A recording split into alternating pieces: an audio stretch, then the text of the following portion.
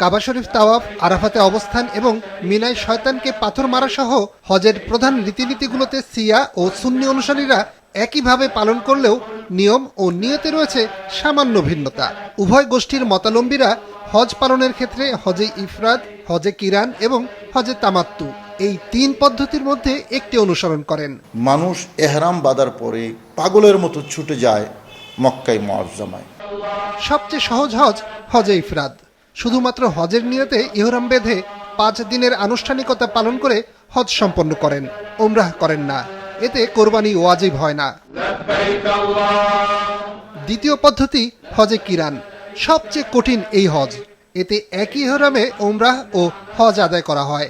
উমরাহ শেষে ওই একই ইহরামে মূল হজ পালন করেন। এই পদ্ধতিতে কোরবানি ওয়াজিব।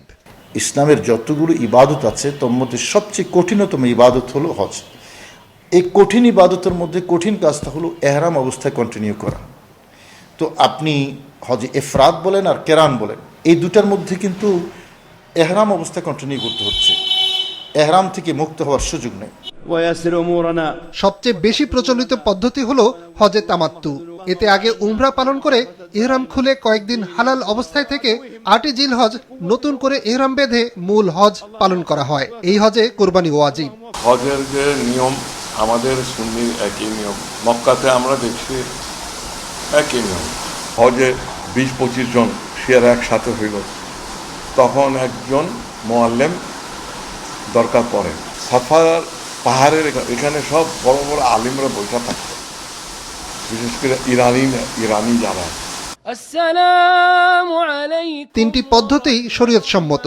এবছর বাংলাদেশ থেকে ৭৮,০০০-এরও বেশি মানুষ হজ করছেন। তাদের প্রায় সবাই হজে তামাত্তু পালন করেন। নিয়াজ মোরশেদ, মাছরাঙা সংবাদ, ঢাকা।